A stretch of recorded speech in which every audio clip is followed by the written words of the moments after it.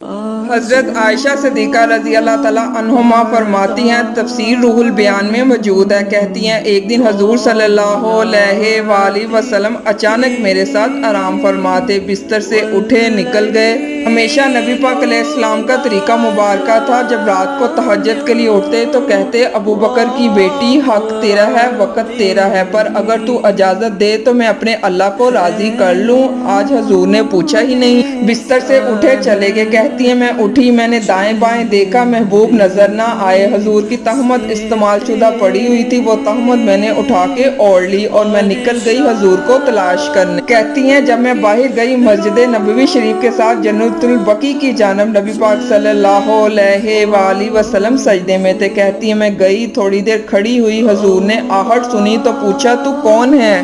میں نے کہا میں عائشہ ہوں، تو محبوب نے فرمایا یہ عائشہ کون ہے؟ میں نے کہا یا رسول اللہ میں آپ کی زوجہ۔ فرمایا زوجہ کیا ہوتی ہے؟ یا رسول اللہ میں ابو بکر کی بیٹی۔ تو نبی پاک صلی اللہ علیہ وآلہ وسلم نے فرمایا یہ ابو بکر کون ہے؟ حضرت عائشہ کہتی میرا کلیجہ پھٹنے کو آیا، میں وہیں سے پریشان حال واپس آئی۔ جب میں گئی تھی تب بھی ہلکی ہلکی بارش تھی، واپس لوٹی تو پھر بھی ہلکے ہلکے قطرے بارش کے گر رہے تھے۔ میں آ کے ہامتی کامتی بیٹھ گئی۔ تھوڑی دیر گزری تو نبی پاک صلی اللہ علیہ وآلہ وسلم تشریف لے آئے، تو حضور نے مجھے پریشان دیکھا تو کہا عائشہ کیا ہوا؟ کہا حضور آج وہ ہوا جو کبھی نہیں ہوا۔ یا رسول اللہ میں پریشان ہو گئی۔ حضور عجیب بات ہے، میں گئی ہوں، آپ نے پوچھا کون ہے؟ تو میں نے کہا میں عائشہ۔ کہا عائشہ کون؟ آپ کی زوجہ۔ فرمایا زوجہ کون؟ ابو بکر کی بیٹی۔ کہا ابو بکر کون؟ اور پھر حضور میں گئی ہوں تو میرے کپڑے بھیگ گئے اور آپ آئے ہیں تو کپڑے خشک ہے، سمجھ نہیں آئی۔ تو لفظ سنو حدیث کے۔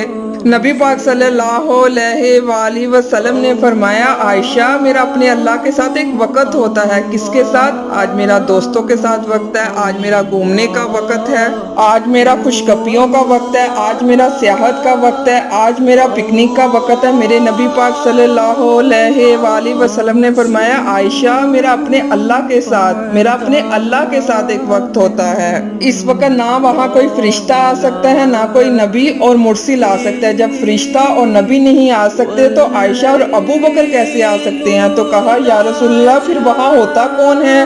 حضور فرمانے لگے ایک میں ہوتا ہوں، دوسرا میرا رب ہوتا ہے۔ سبحان اللہ۔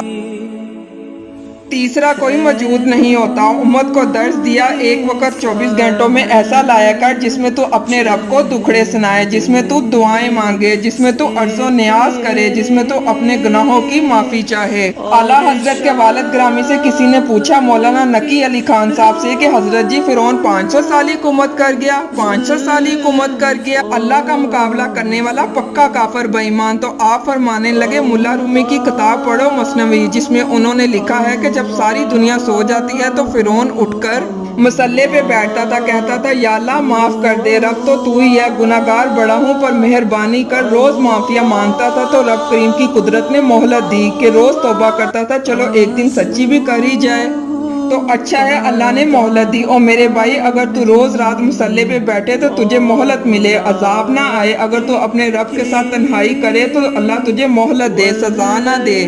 لیکن ہم یہ وقت نکالتے ہی نہیں، اللہ کے ساتھ میت کا ہمارا مزاج ہی نہیں۔ ترمذی شریف میں نبی پاک صلی اللہ علیہ وآلہ وسلم فرماتے ہیں دنیا داروں کو دکھڑے نہ سنایا کر، مالداروں کے سامنے رونے نہ رویا کر، یہ تجھے کیا دے سکتے ہیں؟ تو اٹھ کے جائے گا تو کہیں گے محنت کرتا نہیں، روز مانگنے آ جاتا ہے۔ دنیا داروں کو دکھڑے نہ سنا، فرمایا دکھ سنا تو اپنے رب کو سنا، اللہ والوں کو سنا، اللہ کے نبی کو سنا۔ اس سے مراد یہ سارے کہا دکھڑے اپنے رب کو سنا۔ اگر تو اپنے رب کو دکھڑے سنائے گا تو تھوڑی دیر ضرور ہوگی لیکن ایک دن ایسا ضرور آئے گا۔ میرے مصطفیٰ کریم صلی اللہ علیہ وآلہ وسلم فرماتے ہیں رب تجھے دنیا سے بے نیاز کر کے مالا مال فرما دے گا، دھوکے کا مزاج نہ بنا، اللہ کو دکھڑے سنا۔ حضرت عائشہ عرض کرنے لگی حضور چلے یہ تو سمجھ آئی لیکن بارش مجھ پہ پڑی، آپ پہ نہیں پڑی۔